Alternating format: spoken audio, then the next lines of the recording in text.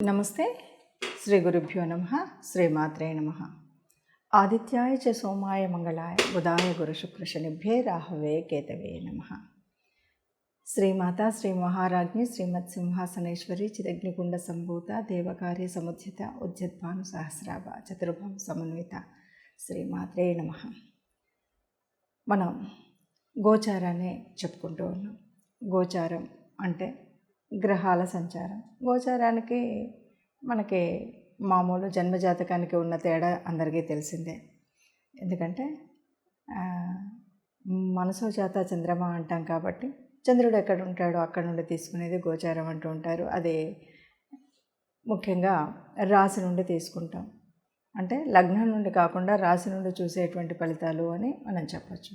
మరి ఈ గోచార రీత్యా ఫిబ్రవరి మాసంలో 2వ పక్షానికి అంటే 16వ తారీఖు నుండి ఇప్పుడు ఉన్నటువంటి 29 వరకు ఒక్కొక్క రాశి వారికి గోచార రీత్యా ఉన్నటువంటి స్థితి ఎలా ఉంటుంది అంటే, ఎవరికైనా సరే స్థితి అనేసరికి ఆ గ్రహాల యొక్క యూతిని బట్టి, దృష్టిని బట్టి, కోణాలు ఎక్కడెక్కడ ఉన్నాయి అన్నదాన్ని బట్టి మనకు తెలుస్తుంది.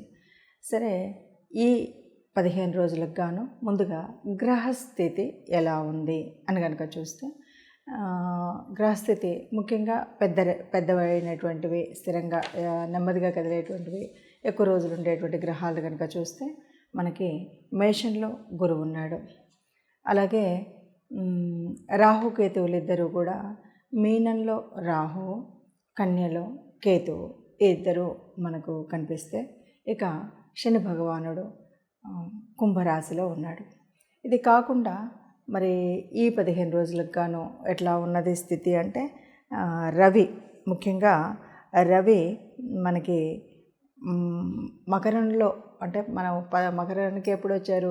15వ తారీఖు వచ్చారు. ఇది మకర సంక్రాంతి జనవరి. మళ్ళీ 15 రాగానే అంటే 15, 16 ఇలా సహజంగా మారుతూ ఉంటారు కదా నెలకు ఒకసారి. అలా కుంభరాశిలోకి రవి మారుతున్నటువంటి సమయం. ఇక అలాగే కుజుడు 20 వరకు మకరంలో ఉండి ఆ తదుపరి మరి కుంభంలోకి మారేటువంటి స్థితి. ఇక శుక్రుడు మకరంలో. ఇలా గ్రహస్థితి ఉన్నప్పుడు ఒక్కొక్క రాశి వారికి ఎలా ఉంటుంది, ఆ రాశి మీద ఈ గ్రహాల ప్రభావం వల్ల ఈ 15 రోజులకు గాను ఎలా ఉంటుంది అన్నది తెలుసుకునే ప్రయత్నం చేద్దాం. తదుపరి రాశి కుంభరాశి వారికి ఎలా ఉంటుంది? కుంభరాశి వారికి ఎలా ఉంటుంది అంటే, రాశిలో 3 గ్రహాలు ఉన్నాయి. కొద్దిగా ఇబ్బంది. ద్వితీయంలో మరి రాహు ఉన్నాడు. ఇది కూడా ఇబ్బందే. ఎందుకంటే మాట్లాడేటప్పుడు జాగ్రత్తగా మాట్లాడాలి. డబ్బులు వస్తాయో తెలియదు, రావో తెలియదు. రాహు ఉన్నాడు అంటే ఏదో ఒకటి నీకు ఆశ కల్పించి ఇందులో పెడితే నీకు చాలా వస్తుంది అని మనకు తెలియకుండా ఏ దేశంలోనో ఎక్కడో ఉన్నాయన్నీ తెచ్చిపెట్టేసి సర్వనాశనం అయ్యేటువంటి పరిస్థితి ఉంటుంది. కాబట్టి డబ్బును వెచ్చించేటప్పుడు చాలా జాగ్రత్తగా ఉండాలి. మనం ఎవరితోన్నా మాట్లాడేటప్పుడు చాలా జాగ్రత్తతో ఉండాలి. ఈ విషయాలు కనుక మర్చిపోకుండా ఉంటే మనకు మంచిది అవుతుంది. లేదంటే మాత్రం చాలా ఇబ్బంది కలిగేటువంటి పరిస్థితి అయితే ఉంది. ఇక అంతేకాదు, అనారోగ్య పరిస్థితి కూడా ఉండే పరిస్థితి ఉంటుంది. అష్టమంలో కేతువు ఉన్నాడు. ఆ పరిస్థితి కూడా కొంచెం ఇబ్బంది కలిగేలాగానే ఉంటుంది. కాకపోతే తృతీయంలో ఉన్నటువంటి గురువు కొంత సహకరించేటువంటి పరిస్థితి ఉంది. అంటే కొద్దిగా మీరు మీ సోదరుల వల్ల కానీ స్నేహితుల వల్ల కానీ లబ్ధి పొందేటువంటి అవకాశం ఉంటుంది. అంతేకాదు, మీరు కూడా వాళ్ళతో అంటే మాట్లాడేటువంటి కమ్యూనికేషన్ కూడా కాబట్టి కొంతవరకు చక్కటి కమ్యూనికేషన్ ఇవ్వగలుగుతారు. మంచిగా భాషణ చేయగలుగుతారు. ఎవరితోటైనా ఏదైనా స్పష్టంగా చెప్పగలుగుతారు. కాబట్టి కొద్దిగా దానివల్ల ఈ చెడు ఏదైతే ఉందో, ద్వితీయంలో రాహు వల్ల వచ్చే నష్టం ఏదైతే ఉందో అది చాలా వరకు కాంపెన్సేట్ అయ్యేటువంటి పరిస్థితి ఉంది. కాబట్టి అంతగా భయపడవలసినటువంటి పరిస్థితి ఏమీ లేదు. ఇక వ్యయభావంలో శుక్రుడు ఉన్నాడు. దీనివల్ల ఎలా ఉంటుంది అంటే, విదేశీయానం విదేశాలకు ఉద్యోగాల కోసం వెళ్ళేటువంటి వాళ్ళకి బాగుంటుంది అని చెప్పచ్చు. వాళ్ళంతా కూడా చక్కగా విదేశాలకు వెళ్ళాలి అని ప్రయత్నించేటువంటి వాళ్ళకి చాలా శుభంగా ఉంటుంది.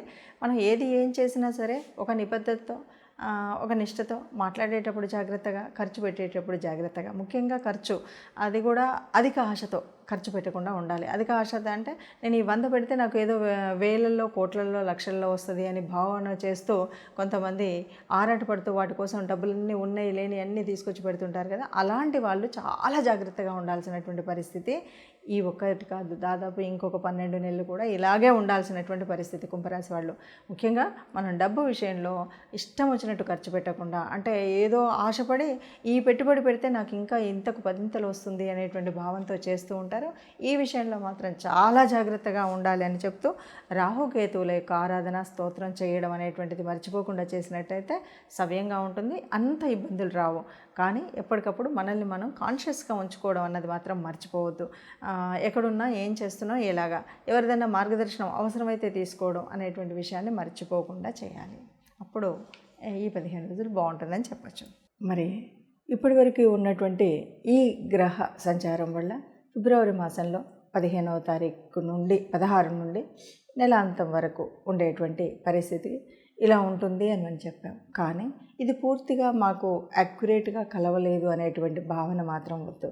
ఎందుకు అంటే జన్మజాతకంలో జన్మ కుండలిని మనం పరిశీలించి అక్కడ ఉన్నటువంటి నక్షత్రాల స్థితి, యుతి, దృష్టి ఇవన్నీ వేరుగా ఉంటాయి. అలాగే నడిచేటువంటి దశ, అంతర్దశ వీటి పరిస్థితిని బట్టి అక్కడ మనం చెప్తూ ఉంటాం.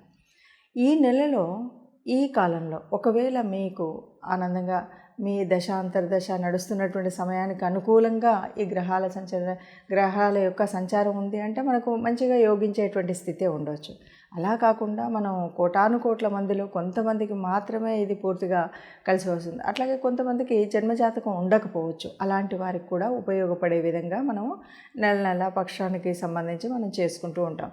ఈ పక్షంలో కనుక అంటే ఇప్పుడున్నటువంటి గ్రహస్థితిని బట్టి, అంటే మనం చెప్పుకున్నాం కుంభంలో శని ఉన్నాడని, రాహుకేతువుల స్థితి తెలిసిందే, దాదాపుగా వాళ్ళు 18 నెలల వరకు మారేటువంటి పరిస్థితి లేదు. కాబట్టి ఇలాంటి పరిస్థితుల్లో మరి ఒక్కొక్క రాశి వారికి ఎలా ఉంటుంది అన్నది మనం తెలుసుకున్నాం. అయినా సరే మాకు బాగాలేదు, మీరు చెప్పినటువంటి జాతకం ప్రకారంగానే మేము ఫాలో అయినట్టుగా మాకు ఇది కొద్దిగా ఈ 15 రోజులు అంత బాగాలేదు అనుకున్న వాళ్ళందరూ కూడా ఇష్టదేవత ఆరాధన తప్పనిసరిగా చేయండి.